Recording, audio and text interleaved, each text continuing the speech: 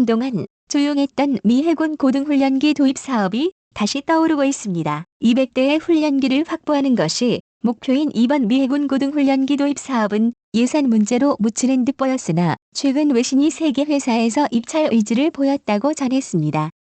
이 세 개 회사는 보잉, 사부와 카이, 록히드 마틴 그리고 이탈리아 레오나르도사이며 이들이 제시한 모델들은 T7A, T50A, M346 마스터로 알려졌습니다. 언급된 기종들은 미 공군 고등훈련기 사업에서 한 차례 부딪힌 경험이 있어 이번 수주전에서도 세계의 이목이 주목되고 있는데요. 전문가들은 이번 미 해군 고등훈련기 도입 사업도 T7A와 T50A의 경쟁으로 갈 것이라고 예상합니다. 일각에서는 우리나라의 T50A가 이번 수주전에서 우위를 점한다는 의견도 있어 흥미롭게 다가오는데요. 미 해군은 왜 고등훈련기를 도입하며 각각의 기종들이 가진 특징과 T50A가 왜 유리한 위치에 있는지 알아보겠습니다. 최근 미국 군사 전문지 제인스는 입찰자들이 미 해군 고등훈련기 사업에 대한 정보 요청서를 제출했다라는 글을 게시했습니다. 매체는 현재 미 해군은 맥도널 더글러스 사이 T-45 고스호크 훈련기를 대체하기 위해 세 개 회사가 입찰 신청을 냈다고 전했는데요. 이는 미 해군이 예산 문제로 보류하고 있던 사업이 다시 시작됐음을 알리는 기사였습니다. 미 해군 훈련기로 사용되는 있는 T-45 고스호크는 1992년 최초로 맥도널 더글러스사에서 생산하다가 2007년 마지막 기체를 인도했는데요. 맥도널 더글러스사가 보잉과 합병한 이후 보잉사가 T-45 고스호크의 정비, 유지, 보수를 진행하면서 미 해군은 2015년에 T-45 고스호크를 2042년까지 운용하기로 결정했습니다. 하지만 1992년 1월부터 미 해군에 인도된 T-45 고스호크는 30년이란 세월 동안 노후화가 진행되면서 치명적인 문제들이 발견되고 있습니다. 특히 산소 공급 시스템 문제가 발견됐는데 이는 생명과 직결되는 문제라 조종사 훈련생들의 훈련 거부 사태로 이어지고 있는 상황인데요. 유지 보수를 맡은 보잉사는 근본적인 원인 파악이 힘들다고 결론을 내렸습니다. 사태의 심각성을 인지한 미 해군은 2023년부터 미 해군 차기 훈련기를 도입할 계획에 있었으며 2028년까지 전력화하는 계획을 진행 중에 있습니다. 전문가들은 이번 미 해군 고등훈련기 사업은 T7A와 T50A의 싸움이 될 것으로 보고 있습니다. 이렇게 본 이유는 레오나르도의 M346 마스터의 과거 이력 때문인데요. 현재까지 M346은 2건의 추락 이력이 발생한 상태입니다. 2011년 11월 18일에는 두바이 에어쇼에 전시 용도로 참가했던 시제기 1대가 귀환 중걸프만에 추락한 이력이 있으며 2012년 2월 16일에는 시험 비행을 실시 중이던 기체 1대가 이탈리아 쿠네와 사보나주 중간에서 추락해 조종사가 사출했으나 낙하산이 엉키는 바람에 큰 부상을 입은 사례가 있었습니다.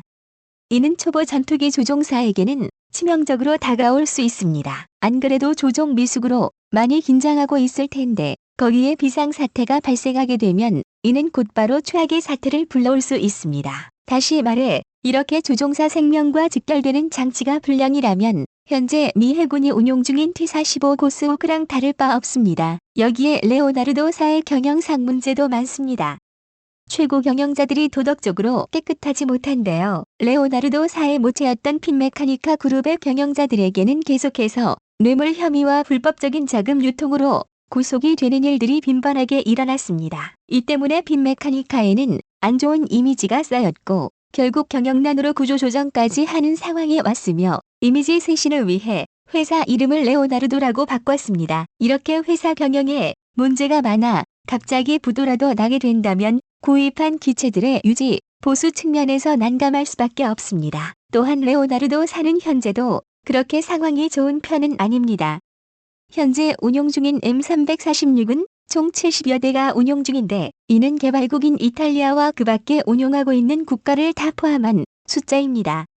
경쟁 중인 기체 중에 우리나라 T50A7도 200대 이상이 운용되고 있는 것과 비교하면 인지도가 현저하게 낮은 편에 속합니다.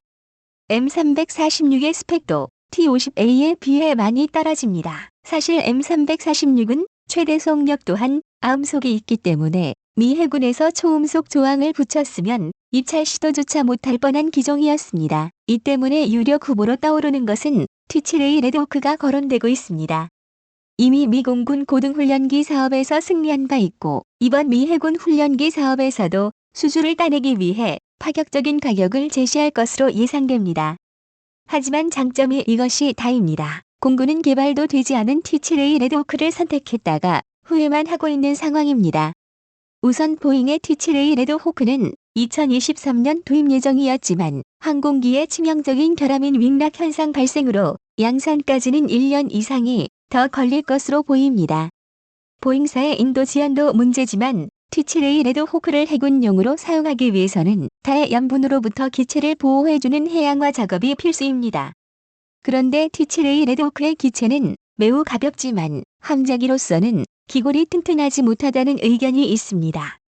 설계의 변경이 필요할 수 있는 상황이라고 예측이 되는데 이러한 비용의 증가를 감수할지 궁금증이 생깁니다. 거기다 현재 보잉사가 B737 맥스 사태로 회사의 경영 상태가 매우 어렵습니다. 이러한 상황에서 미공군의 훈련기 납품 일정도 현재 가능할지는 미지수인 상태입니다.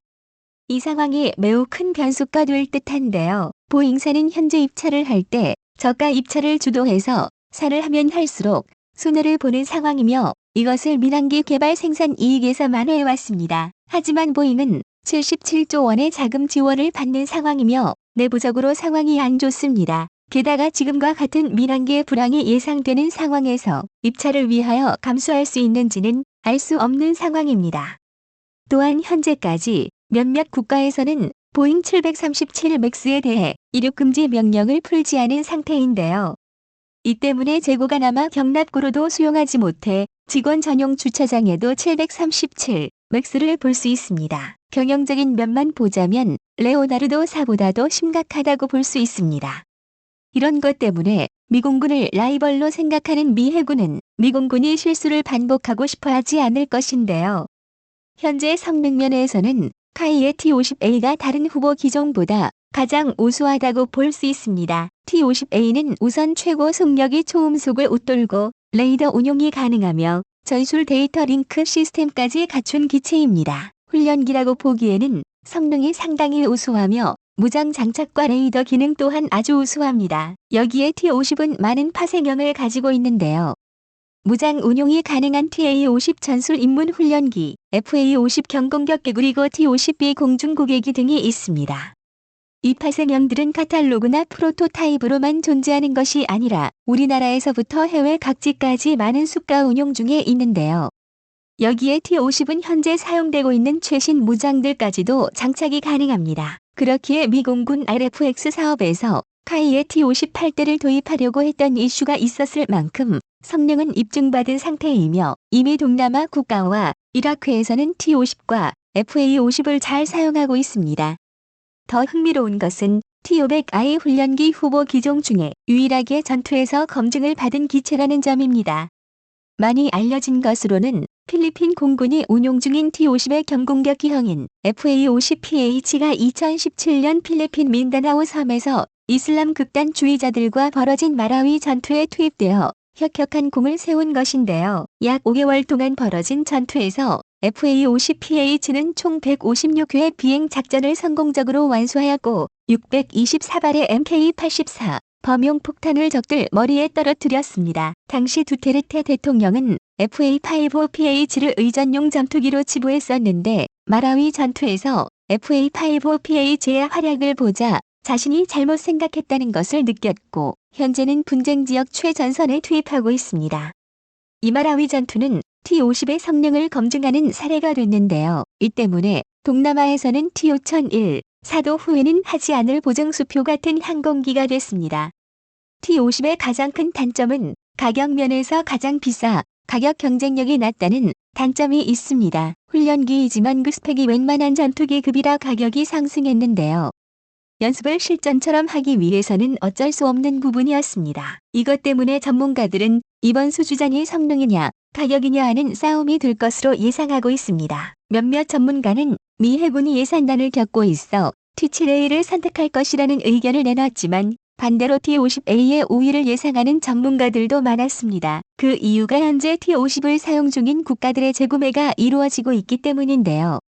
T-50은 한마디로 T-50을 한 대도 안 산 국가는 있어도 한 번만 산 국가는 없다라는 말이 있을 정도로 운용 중인 국가들의 신뢰를 받고 있습니다. 2013년 9월 1차로 16대의 T-50의 경공격기 버전을 구매한 인도네시아는 얼마 전 6대의 T-50I 전술 입문 훈련기를 추가 도입하였습니다. 태국은 총 MI 차례에 걸쳐 T-50을 도입했는데요.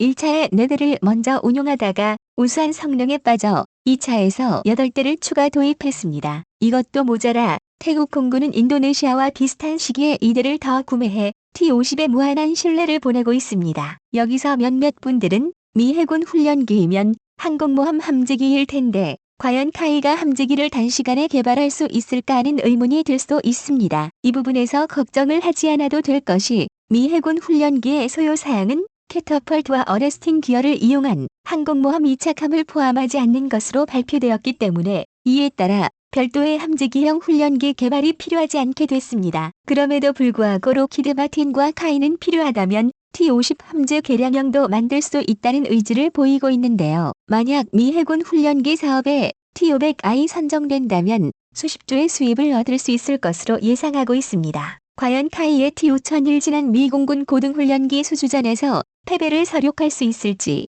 세간의 이목이 주목되고 있으며 한국의 항공기들이 전 세계 하늘을 누비는 날이 오기를 바랍니다.